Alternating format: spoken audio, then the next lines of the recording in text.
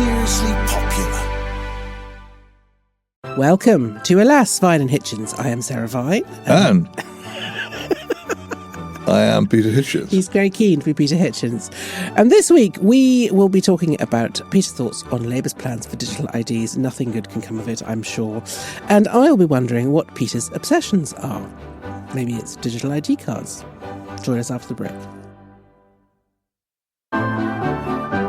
Welcome to Alas, Vine and Hitchens. I am Sarah Vine. And she is Sarah Vine. And I am Peter Hitchens. And what I wanted to talk about was digital ID, the latest plan from Sir Keir Starmer to somehow or other preserve us from the massive aggression he can't control. It is wonderful. I have to say this is the most wonderful thing about the government, is that it punishes us for what it has failed to do. And making that the basis of a policy, which also wasn't in your election manifesto, which has been repeatedly rejected by every intelligent human being on the planet and welcomed by the appalling William Hague. So that should be by itself enough of a reason, and was pioneered in modern times by one Anthony Charles Lytton Blair. Not your favourite person. Knight of the Garter. So you have even in the brief introduction I've already given, most people have got enough reasons to say no. But sometimes you may run into somebody who says, and somebody will say to you, if you've got nothing to hide, you've got nothing to fear. Or you'll run into somebody who says, well, you already have credit cards and a driving license and a passport. Why not just unite all these things in one? Make life so much simpler when you have to apply for a library card or whatever it is. You just produce your digital ID and everything will be all right. Do these people have no imagination? Recently, in the excellent Sally Sortsit column in the Daily Mail, was a case of a woman who was pursued by an extraordinary company, which really exists, I forget what they call, Forecourt Watch or something, for having allegedly driven her car away, having allegedly not paid. It's in today's Daily Mail, actually. Having allegedly not paid for her petrol. Yeah. She had paid for her petrol and could prove it. And yet this extraordinary organisation was effectively going around, and you can see why they do this, warning all petrol stations against her.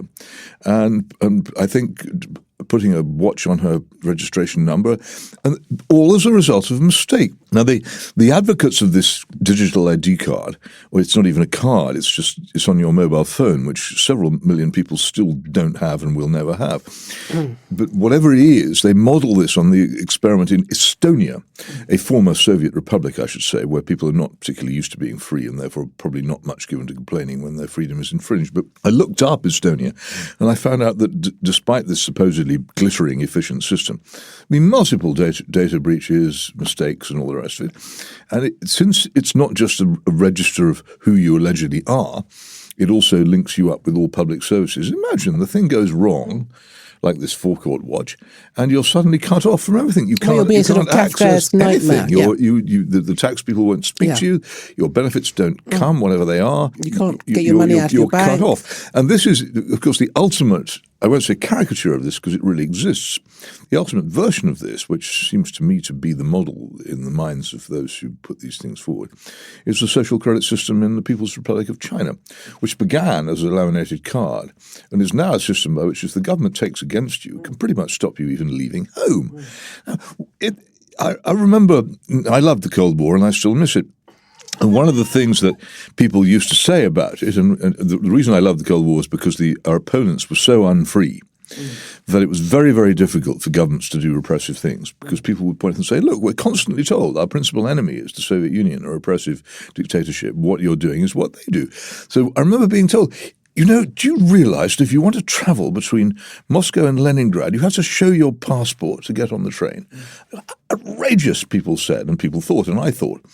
And quite recently, when I was in the United States, I wanted to travel from Washington, D.C. to New York City.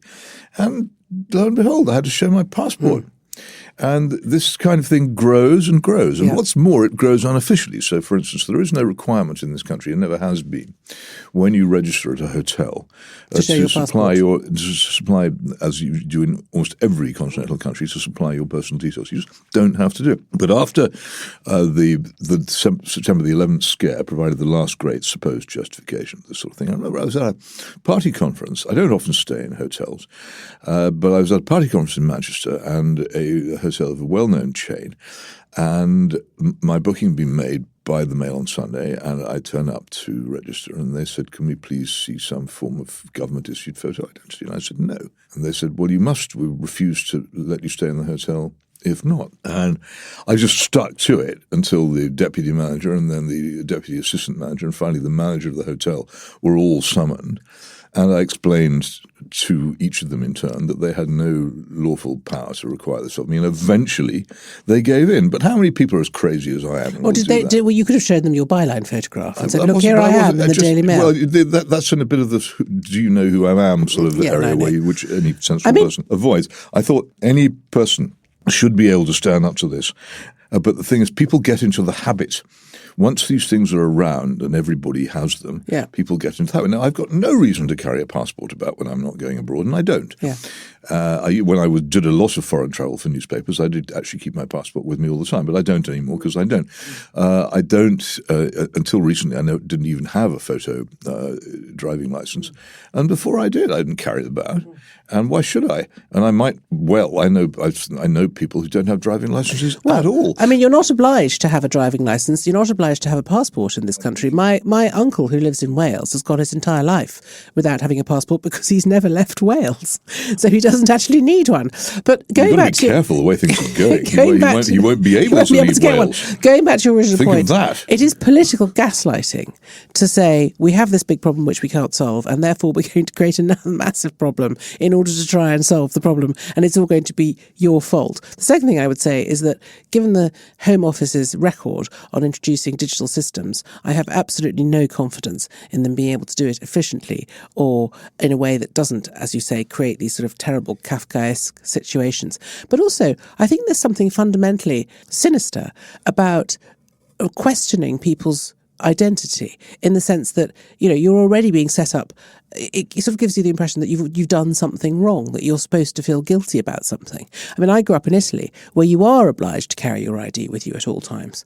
And so I often have my ID, I often have my passport. Well, you'd be very, very unwise to go out without it, I think. And if you get stopped, like if you're driving a car or even just get stopped on a bus, they'll ask you for it. And if you don't have it, you have to go to the police station and you have, Well, you've committed an offence if you haven't got it. Offence. And it is an imposition, I think. The other thing is, I think that one of the problems that people like you and I who don't like this are going to have is that the younger generation are very used to having ID because they can't get a drink without one. So all of my children, none of them can drive. It's very unenterprising as well. None of them can drive, but they all have driver's licenses or, temporary driver's licenses because otherwise they can't get into nightclubs or buy a pint, even though they're obviously old enough to do it because you literally can't get served. Well, this brings me to another point about this. There was the age for drinking in the United States, in most states, I think it may be federal now. Is it 21? It's 21. Yeah. So an awful lot of people use fake IDs, which are incredibly easily obtained. Absolutely. And quite hard to detect. And that was very common in the parts of the United States where I lived. And you will get this. And the idea that just because something is issued by the government, nobody can fake it.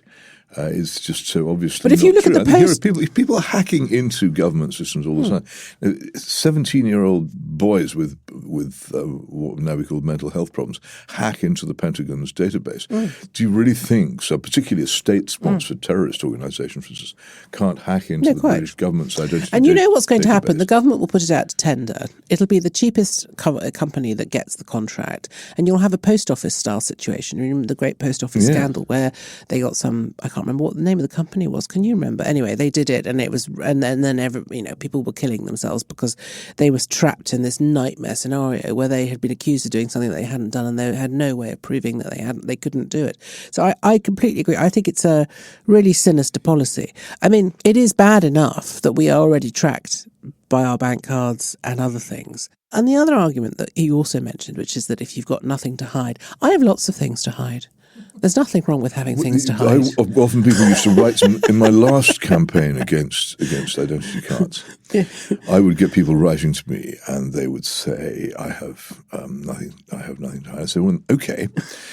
Let's see. Please send me all your bank statements for the past 2 years and your private address and your photograph and your date of birth and your educational qualifications, and I'll publish them. Yeah.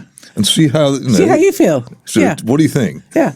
Or just tell me what they are. I like my privacy. And I do this thing where some official organisations, when you try and get something from them, they say, "We've got to have your home address. We need your date of birth," and we have to. And I say to them, "Okay, what's your home address then?" And they go, this temperature of horrified. The line freezes, and they say, "What?"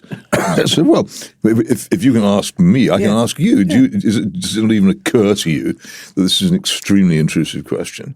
And I don't want to tell you. I mean, how about you telling me where you live?" But I mean, I for example, I rent, as I don't own a house in this country, and I rent because I have to, and when you rent a house now in this country, it's not like you turn up and the estate agent says, "Oh, well, you look like a sort of fairly decent Gove. Let's have 6 weeks rent in advance, and here's the key." It's now all been farmed out to companies called sort of things like Open Rent. I can't remember the names.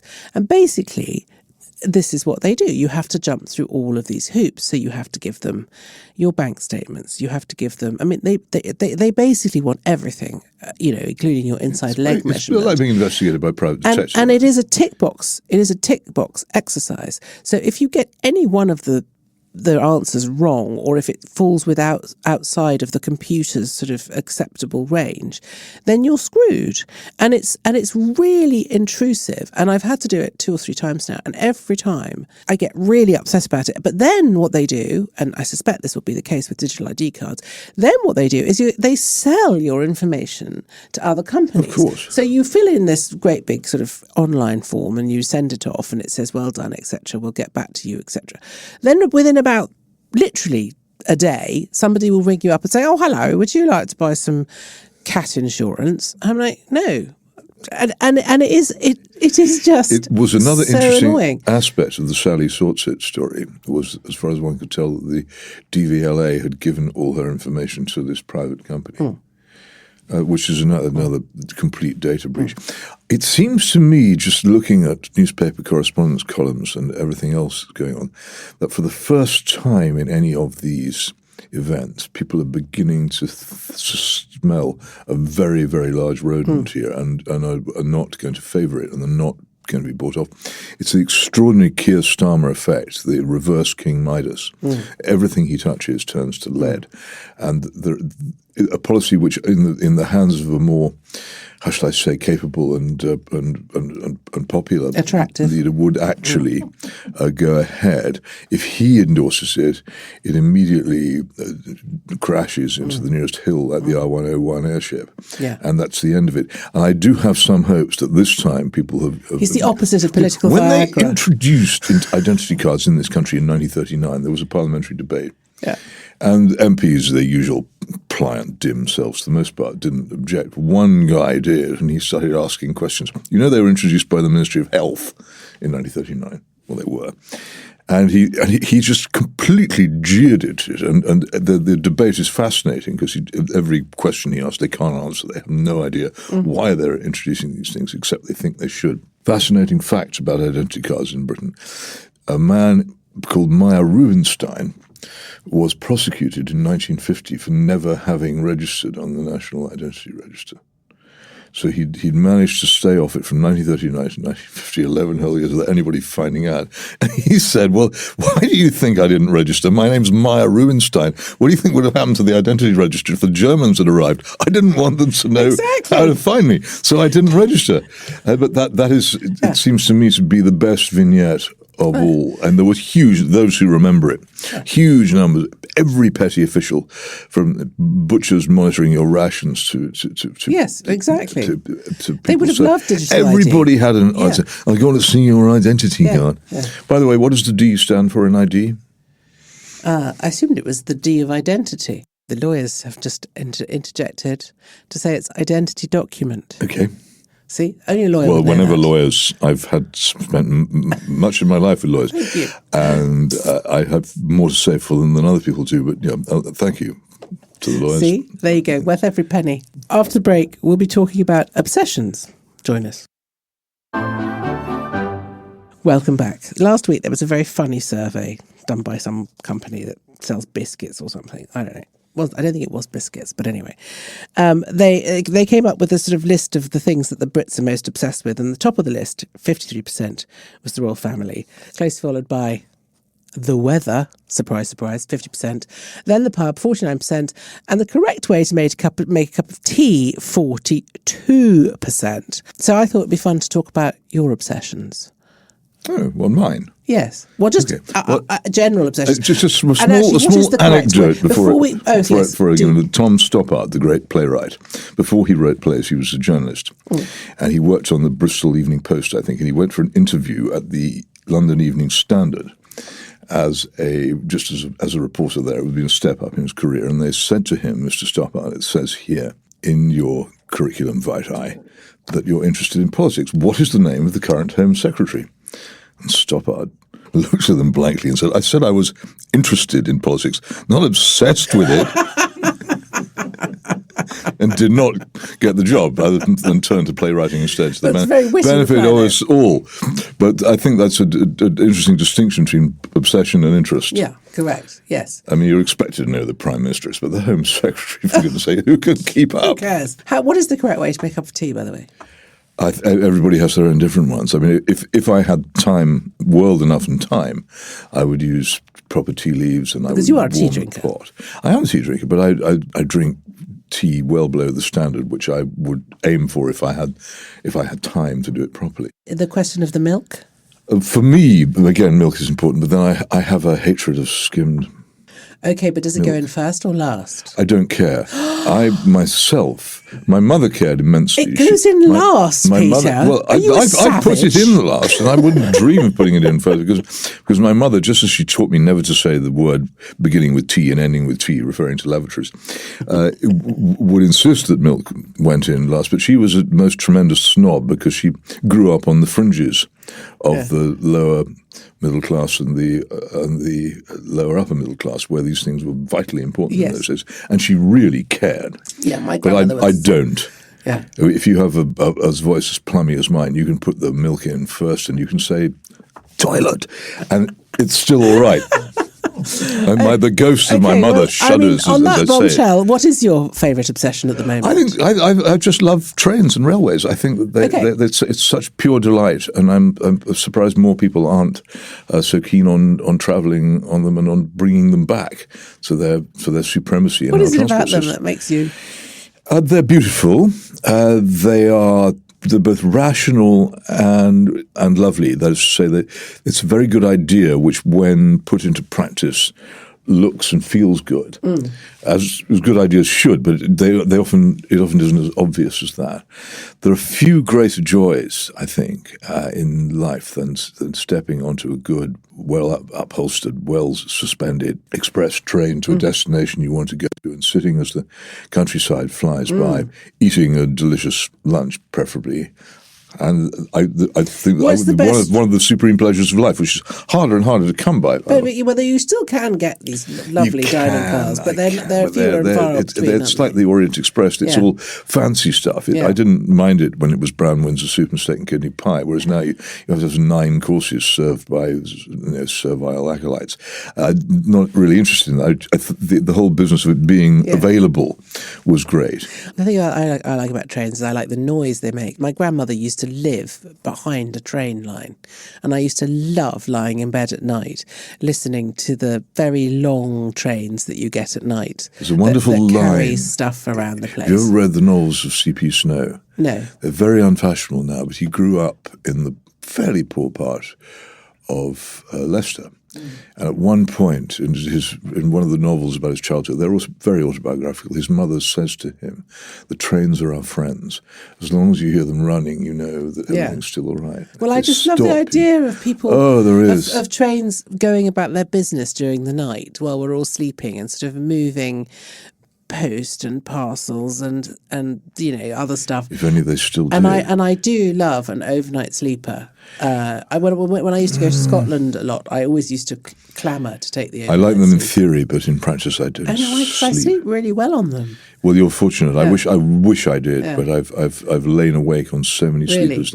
I wish this was. I wish I could sleep on these because it would be so much nicer. It's such a wonderful idea. One of the particularly of stepping on. Yes, and I used to get the snow train to France for skiing, which was tremendous fun because you'd sort of all turn up at, I think it was Victoria. It went from not the night ferry. No, the snow train. There was a snow train that we used to get. But that would involve getting off at Dover or Folkestone. No, you went through the tunnel. Oh, really? Yeah. No, I didn't even know such a thing existed. With this, I mean, you'd have to ask Robert Hardman, who used to organise those trips, our colleague. But it was they were such fun. There was a thing called the night ferry. Yes, beautiful old blue and gold carriages used to sit outside Victoria Station, and if you took it, the whole train was rolled onto the ferry at Dover and then rolled off again. That's amazing. Isn't it great? But also, I also love, when I read the Harry Potter books, I loved the idea of platform 9 3/4. I think a lot of her success comes to putting in things like trains. Yeah, it does. Yeah, she understands that. She has that kind of romantic sensibility for things. But the other thing about trains, I think that Michael Hugh Kingsmill, whose father, his real name was Hugh Kingsmill Lunn, because he came from the Lunn family of Lunn Polly, the old travel agents.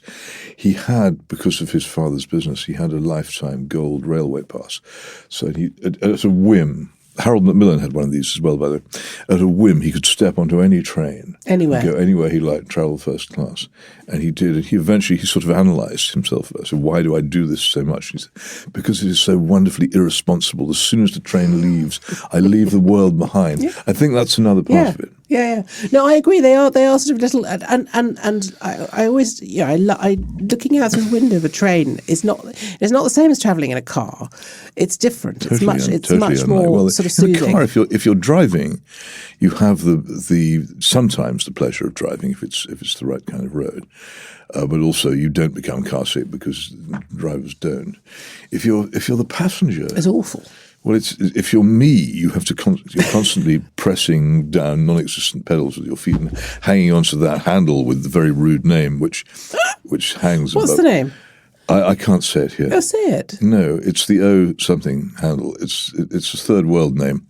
It basically means Oslo? that you've got into a car, and the man who's driving it is mad, and you realise that he's mad. The only thing to do is to hang desperately onto the bleep handle, the O bleep handle. I'm being really thick, aren't I? No, you're not. But I can't say it here. But it's a very brief and very rude word. It's the O bleep handle, and it's what you might say when you realise you've got into a car. Oh, okay.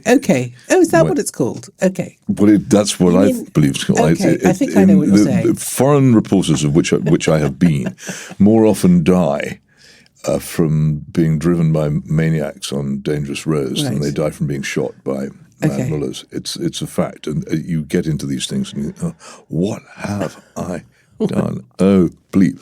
Okay. And grab the handle. I think I understand. But maybe our so there is that as well. But they aren't. It's not the same as a train. Also, you can't walk about in a car. Or if you do, people get very annoyed. Yes. I suppose it would be quite difficult unless you were very, very small. In the cars of my childhood, you could stand on the back seat, and actually there was a hatch in the top of the car, and you could look out of it. Stick your head out of it. As we hit 35 miles an hour on the A30. No, I love trains. Should we do some emails? If you would like to get in touch, it's alas@mailonline.co.uk. The first one is, Dear Sarah and Peter, I recently had the pleasure of watching Peter debate at St. Bartholomew, the Great's Disputation event in London. You were brilliant, as expected. How kind. In recent years, Barts has been thriving, with hundreds of people now attending Sunday services and monthly evensongs in the city. Many regular worshippers are in their 20s and 30s. I would be interested to hear what you both make of the so-called quiet revival, the modest increase in church attendance by younger people set out in the Bible Society report earlier this year. What do you think might be driving this, and are you encouraged? Thank you, love the pod. Best wishes, Joe Silk. I have a theory. Go on. Hot priests. I don't know. You're on the TikTokies, aren't you? If you A bit, yeah. yes. Probably So, less TikTok than is full of what can only be described as incredibly handsome vicars. Maybe that's just my For You page, but they come up an awful lot. I mean, there are at least 7 or 8 that I've noticed. And they're just very handsome vicars. I mean, sorry, I hate to be so basic, but I mean, there is something about... I hate you to be so basic too. And they've all got rather sort of nice wives, and I mean, I think so. There, this kind of destroys it. No, in the early years of popular music, as we now know it, when a Beatle got married, they tried to conceal it if they could, because it was disaster for the trade when they became married. I think it sort of feeds into that whole sort of trad wife internet movement, which I'm sure you know about, which is sort of people presenting a sort of kind of traditional idyllic lifestyle, family lifestyle. Making sense here. I am making sense. Do you attend a church? Yes, I do. Actually, is the vicar? As you no, sadly, no. She's a lady. In these times, I have to say, Sarah, that doesn't necessarily rule out hotness. No, that's not my thing. But I like to look at the vicars on the internet who are attractive. Is that so wrong? It seems to me, as a survey, Sarah likes to look at vicars on the internet. Does not explain a surge, it's just my theory, right? I'm sorry. Okay. Into the church. I'm sure you have a much more sensible reason. Thousands of young persons. Yes. Okay. So you can give a sensible answer to Joe. Well, I can't give a sensible answer because I think it's probably hugely overstated. The numbers of people who go to church are tiny by comparison with the numbers of people who don't. But I think 2 things have happened. Well, actually 3. One is the great explosion of atheist anti-God attacks by my late brother and by Professor Dawkins and various other people, which have actually, oddly enough, forced the Christian church to come out of hiding and argue its own case a bit, and sometimes quite persuasively, and reminded people that it's there. The other is, I think, the very obvious growth of Islam. There's hardly anywhere in this country where you can now go, where there isn't a fairly new mosque.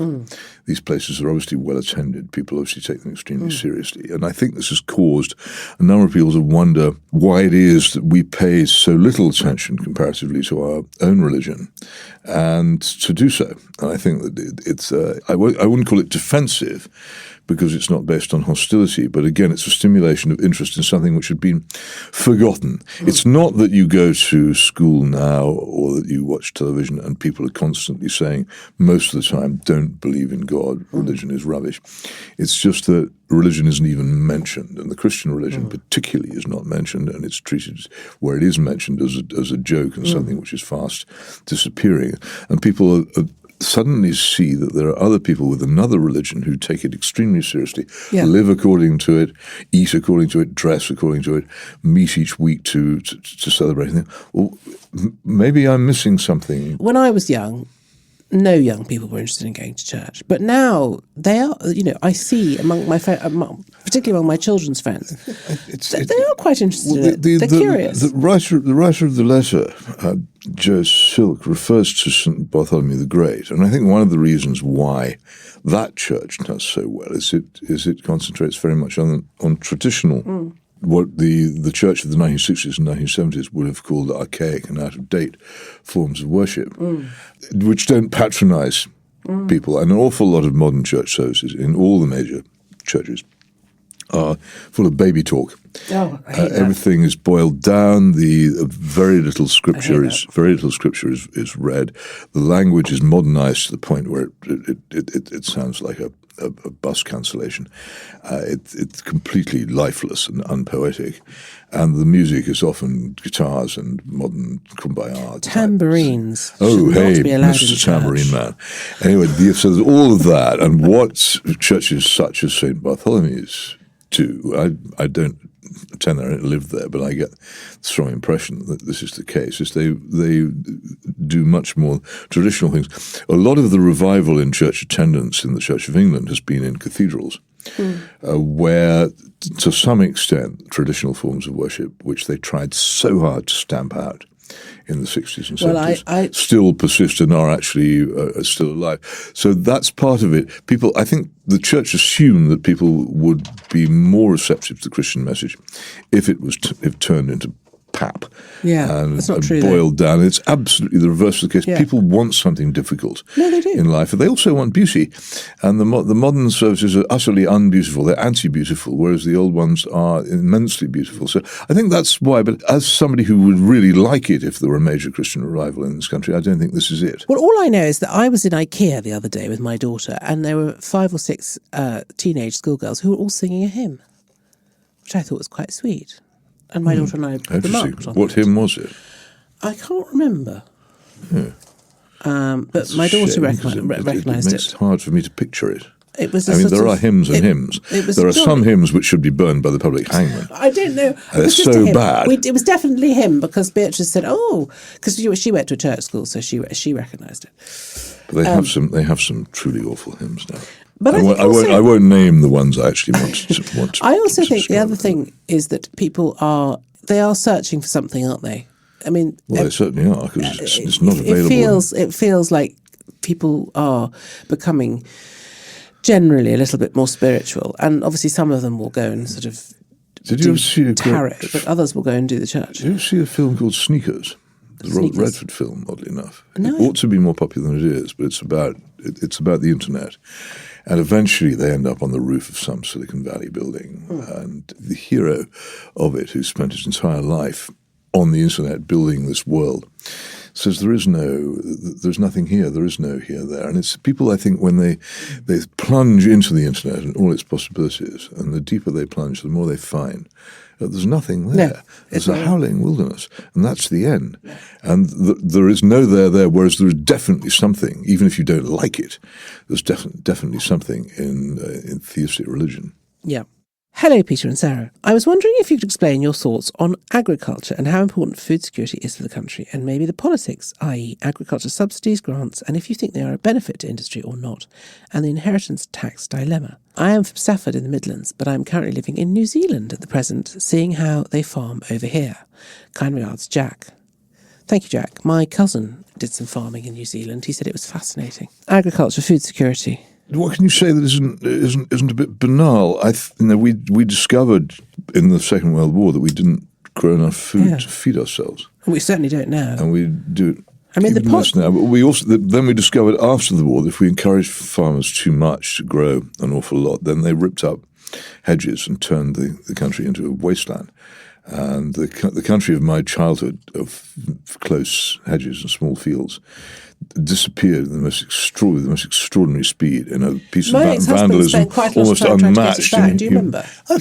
He did. Michael, when he was at agriculture, he spent quite a lot of time trying to get that back. I saw that, and all credit to him. But there's huge amounts of damage that had been done, and it'd be very difficult to put it back because it was based on another. But they had the countryside is empty of people, and people don't want to live there, and they may have to go and live there the way things are going because they won't be able to eat if they don't. Do you know how Russians survived all the terrible privations of the worst of the late Gorbachev and Yeltsin? No. They all had what they called dachas. You think this might be a house?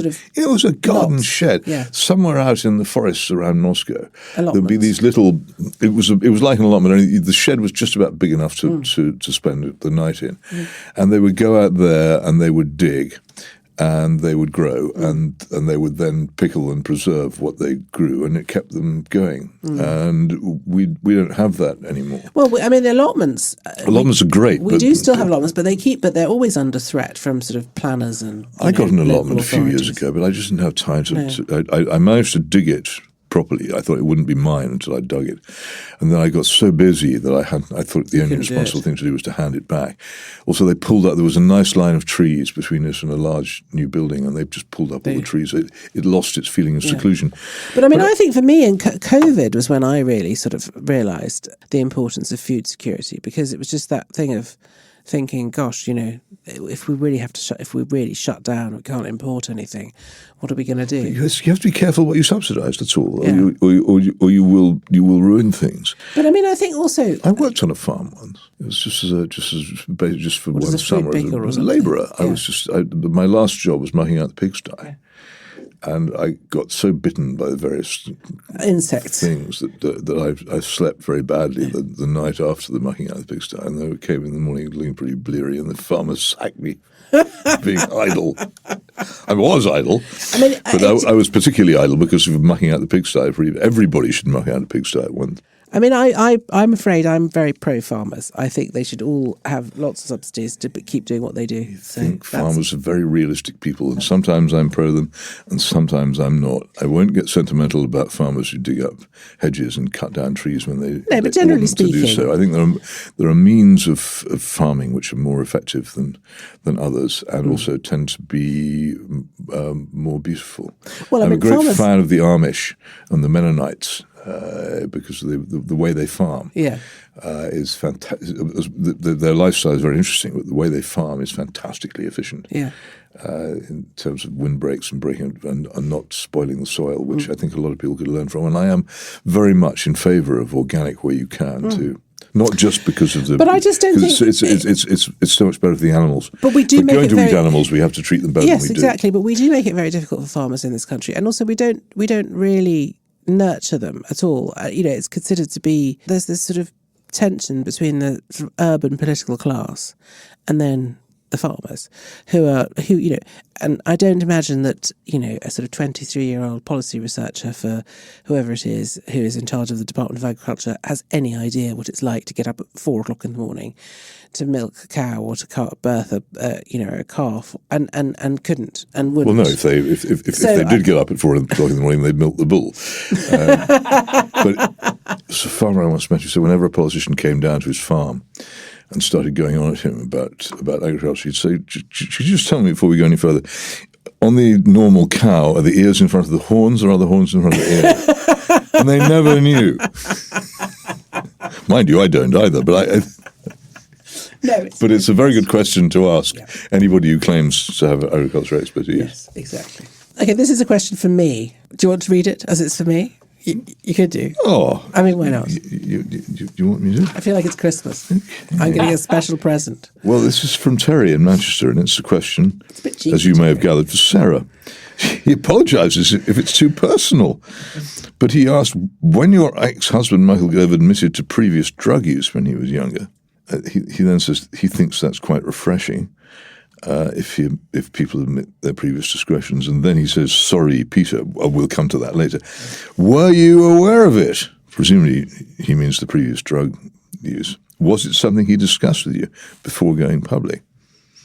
As always, he loves the pod, which accompanies him on his morning walk through Manchester. He didn't discuss it with me at all before, because I think the reason it came out was because he'd had a conversation with his special advisors when he was going to, when he decided that he was going to run for the leadership.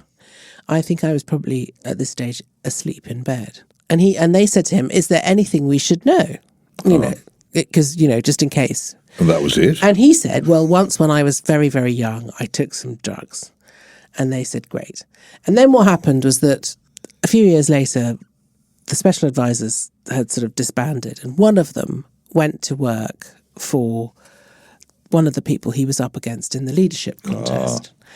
And that person, who I will not name, said, "Oh, I've got some great compromat on Michael Gove. This is what he told us when we asked him blah, blah, blah." And that's how the story came out. So that tells you how unpleasant politics really is, Terry, and how you can literally trust no one. As to whether I was aware of Michael, well, I didn't know him at the time.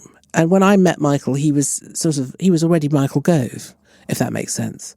He was a sort of chief leader writer on the Times and very sort of in my long experience, he has been many Michael Goves.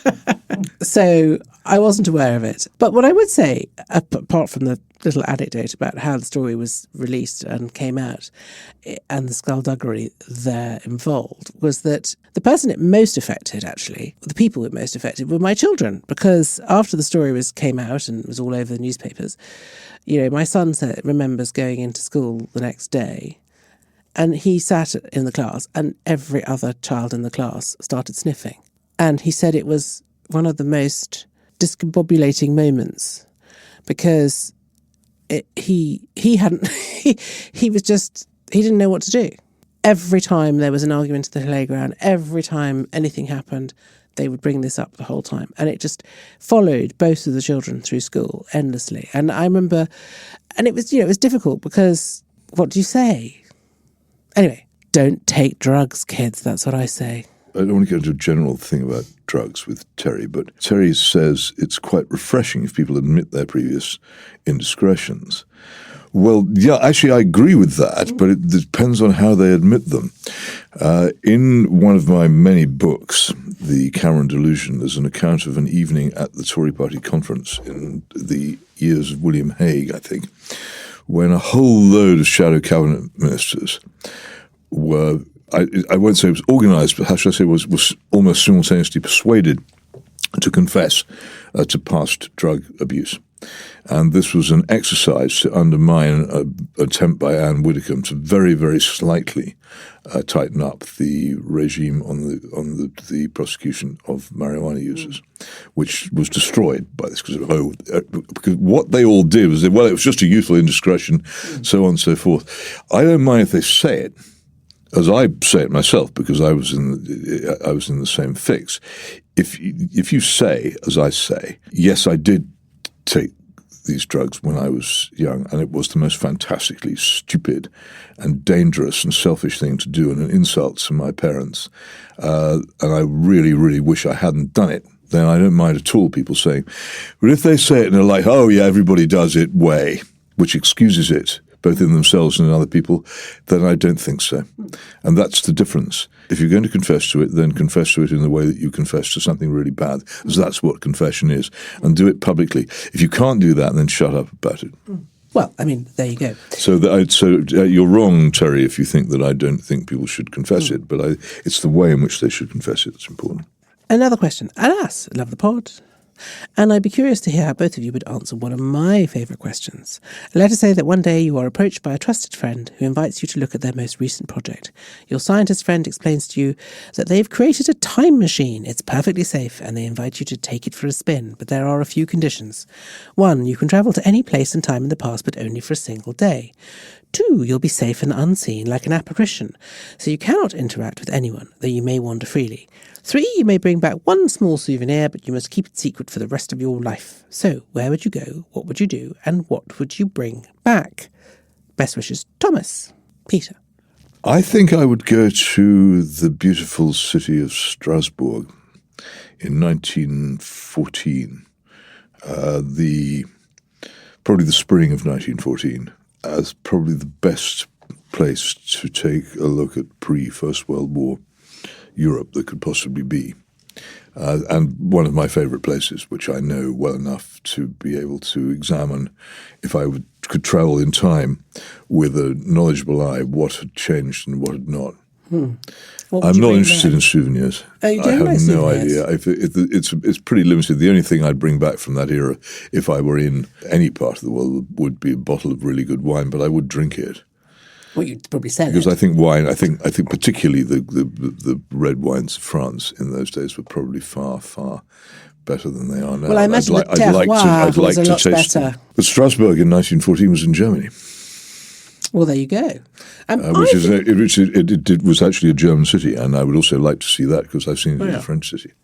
It's a really difficult question to answer, Thomas. I don't know. I just kept thinking I'd like to see some dinosaurs, because I've always quite liked dinosaurs. So I think maybe I'd just go back to the You've time liked of dinosaurs? dinosaurs. Have you had friendships with dinosaurs? Well, no, not really, but I find them fascinating. I mean... Well, yeah, there's me.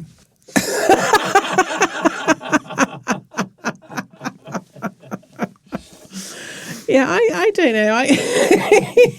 That's very funny. Well, there you go. My dream has come true. Exactly. And you never even took it on.